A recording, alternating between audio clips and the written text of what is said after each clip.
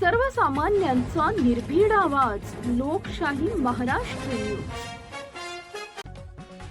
प्राणी संग्रहालयाच्या उभारणीला टीका करणाऱ्या विरोधकांना आमदार गोपीचंद पडळकर यांनी चांगला चिमटा काढला असून येत्या काही दिवसातच टीका करणाऱ्या विरोधकांना जतच्या प्राणी संग्रहालयातून वाघाच्या डरकाळ्यांच्या कांठेया बसतील असा विश्वास जत येथील नुकत्याच संपन्न झालेल्या विविध विकास कामांच्या महासमारंभाप्रसंगी व्यक्त केला. लवकरच आमदार गोपीचंद पडळकर प्राणी संग्रहालयाच्या कामाचा आढावा घेण्याकरता दिल्लीला जाणार असल्याचंही त्यांनी स्पष्ट केलंय. जतच्या विकासासाठी 200 किलोमीटर रस्ते मंजूर करण्यात आले असून MIDCचा पाठपुरावा सुरू असल्याचं त्यांनी स्पष्ट केलंय. चला तर ऐकूया त्यांच्या बोलक्या प्रतिक्रिया. मी आता तुमच्याशी बोलतोय. जेवढे आमदार इथं झालेले आहेत त्यांची श्रेय पत्रिका काढा कामाची. आणि गोपीचंद पडळकर 1.5 वर्षाचा आमदार आहे. माझ्या कामाची श्रेय पत्रिका काढा ती तुमच्यापेक्षा जास्त असेल, तुमच्यापेक्षा जास्त असेल. असं एक गाव नाही की त्या गावात 2-2, 4-4, 5-5 कामं मी आमदार झाल्याच्या नंतर दिली नाही. हे मला सांगा, जिथं नाही माझं कान पकडा, मी तिथं तुम्हाला काम द्यायला तयार आहे. असं नाहीये. परवा चंद्रकांत गेलो, दादा म्हटलं तुमचं मला 200 किलोमीटरचं पत्र पाहिजे. दादाने लगेच त्यांच्या पराडकर साहेबांना दिलं. कामं काय अशी देत नसतात. माझ्या मागे 100 किलोमीटर आले. सदाभाऊंनी पत्र घेतलं, सदाभाऊला घेऊन गेलो. रोजचा आम्ही मंत्री बोलायच्याकडं भाऊला म्हटलं रस्ता मिळतोय पण एक अर्थ आहे, 50 किलोमीटर तुमच्या मतदारसंघात द्यायचा, 50 किलोमीटर मला द्यायचा. सदाभाऊच्या पत्रावरती 50 किलोमीटर मंजूर करून आणलाय.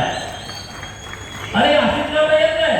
आता 200 किलोमीटरचा रस्ता चंद्रकांत दादाच्या पत्रावरती माननीय भरतसिंग गोगावले साहेबांना दिलाय. मला आमचे पालकमंत्री त्यांचा कोटा आहे आणि तो मला जतला द्या.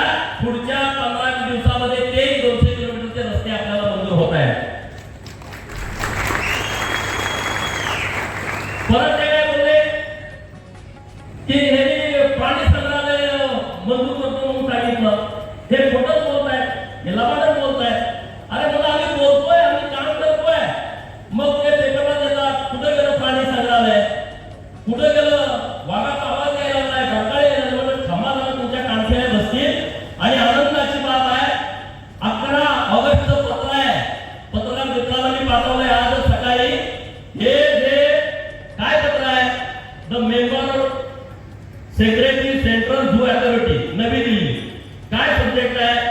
Subject submission of master layout plan and allied documents for grant of recognition to the proposed zoo at Jath forest range, Sangli forest division, Maharashtra. म्हणजे आज 14 तारीख आहे.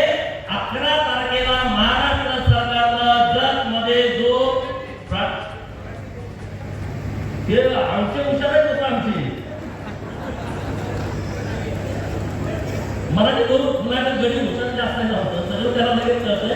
त्यांचे नातू सगळे इंग्लिश मिडियमला आहे, ते पोरं सगळे वाचून दाखवते.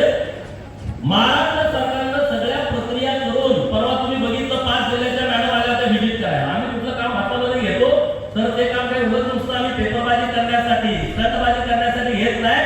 आम्ही त्याच्यासाठी रात्रंदिवस मेहनत करतो, त्याचा पाठपुरावा करतो. आणि हा सेंटरला गेलाय प्रस्ताव. मी उद्या 15 वर्ष झाल्याच्या नंतर मी ती सगळे टीम घेऊन दिल्लीला चाललोय. सोमवारीच्या अधिकाऱ्यांच्या दारात जाऊन बसणार आहे. माझा प्रस्ताव येतोय. तुमच्या या केंद्राची मीटिंग होणं बाकी आहे, त्या मीटिंग मध्ये घ्या आणि आम्हाला मंजुरी द्या. तिथं मंजुरी दिल्यानंतर सुप्रीम कोर्टात जावं लागतं. म्हणजे अजून मला 2 महिन्याचा तुम्ही वेळ द्या. जे लोक टीका टिप्पणी करतायत त्या लोकांना या राज्याचे मुख्यमंत्री माननीय देवेंद्र फडणवीस साहेब आणि माननीय चंद्रकांत दादा आणि वन खात्याचे मंत्री माननीय गणेश नाईक साहेब यांच्या उपस्थितीमध्ये जतच्या या प्राणी संग्रहालयाचा भूमिपूजन सोहळा आपल्याला येत्या काही काळामध्ये ठेवायचा आहे. अरे आम्हाला लोक पर्यटनासाठी जत जाणायचे आणि दुसऱ्या जागा नाही कुठं 110 एकर आणि सिटीमध्ये जागा आहे. आणि आपल्या सरकारनं आमचा प्रस्ताव बघितल्यानंतर निर्णय केला प्रत्येक जिल्ह्याला एक प्राणी संग्रहालय करायचं. आता टाकल्या 25 एकराच्या आतमध्ये 10 एकर मध्ये बसवायचं. आपलं एकमेव असणार की 110 एकर मध्ये होणार आहे. आम्ही काम करतोय, आम्ही नुसतं बोलत नाही. आता आमच्याकडे 10 टँकर चालू आहेत दादा. 10 गावामध्ये टँकर सुरू आहे.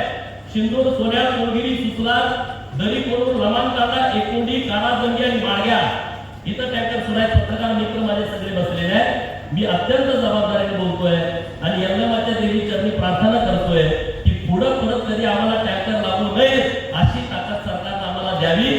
पंचा मैशाल योजनेचं काम पूर्ण करावं. परत कुणी टँकरची मागणी करणार नाही, आमची कुठली ताई ऊस तोडीला जाणार नाही आणि आमचा बेरोजगार युवक कुठं जाणार नाही. आता दुसरा आक्षेप लोकांचा आहे MIDCचं काय झालं. होय, मी MIDCचं बोललोय आणि MIDC उंचीला मंजूर केली, सरकारनं पास थ्रू जाहिरात दिली.